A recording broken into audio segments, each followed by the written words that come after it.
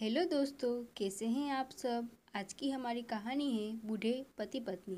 मेरा नाम प्रशांत है। मुझे गांव के घर से काफ़ी दूर की बड़ी सिटी में नई नौकरी मिली थी। इस शहर में भाड़े का घर लेकर रहने लगा। पड़ोसी के तौर पर घर के सामने ही एक घर था जिसमें एक बुजुर्ग जोड़ा रहता था। दोनों बिल्कुल अकेले थे, मतलब ना कोई बेटा, ना बेटी, ना नाती, ना पोते, यानी कि संयुक्त परिवार नहीं था। मैं एक संयुक्त परिवार का सदस्य था, इसलिए मुझे अक्सर उनके बारे में विचार आता रहते थे। मुझे देखकर बुरा लगता है कि इतनी उम्र होने के बाद भी उनकी देखभाल करने वाला कोई भी उनके साथ नहीं है।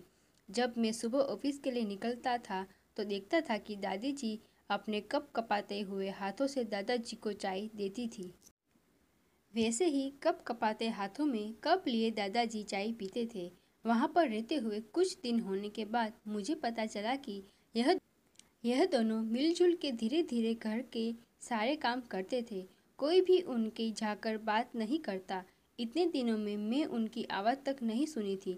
जब मैं शाम को ऑफिस से घर आता था तब दोनों को घर के आंगन में बैठा पाता था और उन दोनों के ही चेहरों पर थकान साफ साफ पड़ पाता था। मेरा मन कई बार करता कि उनसे जाकर बात करूं, लेकिन फिर किसी वजह से मेरे पांव वहीं पर थम जाते। मैं जब जब उन्हें देखता था मुझे मेरे दादा दादी की बहुत याद आती और मैं घर पर फ़ोन लगाकर उससे बात कर लिया करता। एक संडे जब मुझे ऑफिस में छुट्टी थी तो मैंने देखा दादी जी काम कर रही थी, लेकिन उन्हें रोज़ की अपेक्षा आज काम करने में कुछ ज़्यादा ही तकलीफ हो रही थी। मैंने उनके पास जाकर पूछा कि दादी जी, आपकी तबीयत तो ठीक है ना? क्या मैं आपकी कोई मदद कर सकता हूँ? उन्होंने कोई प्रतिक्रिया नहीं दी। मैंने दोबारा उनसे पूछा, बताइए दादी जी, मैं क्या करूं आपके लिए? उन्होंने फिर भी कोई उत्तर नहीं दिया। मुझे काफ़ी आश्चर्य हुआ। कुछ मिनटों बाद दादाजी वहां पर आए। वह भी कुछ नहीं बोले। मैंने ही बात को आगे बढ़ाते हुए कहा, मुझे लगता है कि दादी जी की तबीयत खराब है, इसलिए मैं यहाँ आया हूँ।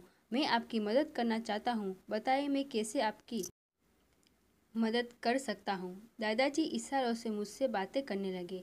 उन्होंने इशारों से मुझे बताया कि दादी जी सुन और बोल नहीं सकती। उन्होंने ये भी बताया कि वह खुद भी बोल नहीं सकते, वह सुन सकते हैं, मेरी बात समझ सकते हैं। उन्होंने इशारों से दादी से कुछ कहा और दादी ने मेरी तरफ देखकर मेरे माथे पर हाथ फेरा। मैं उन दोनों की तरफ देखते ही रहा और न जाने कब मेरे आंखों से आंसू बहने लगे। उस दिन के बाद जब जब मुझे समय मिलता मैं उनके पास चला जाता। वह मुझ पर बहुत प्यार बरसाते। अब तो मुझे उनके इशारे की मीठी भाषा भी बहुत अच्छे से समझ में आने लगी थी। एक दिन मैंने दादी जी से पूछा कि वह अकेले क्यों रहते हैं, क्या उन्हें कोई औलाद नहीं है?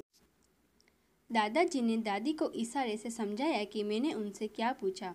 फिर दोनों मेरा हाथ पकड़कर मुझे आंगन में ले आए और अपने आंखों के आंसू पोंछे और उंगली के इशारे करते हुए एक साइकिल मुझे दिखाई। साइकिल को देखकर मैं समझ गया कि उनके परिवार वाले उन्हें छोड़कर कहीं जा चुके हैं और अब उनके हिस्से में केवल यादें ही बची है।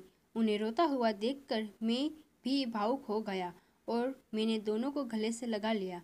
उन्होंने मेरे ऊपर अपने सीने में सालों से बंद प्यार के बादलों से प्यार की इतनी बारिश कर दी कि मैं पूरी तरह उसमें भीग गया।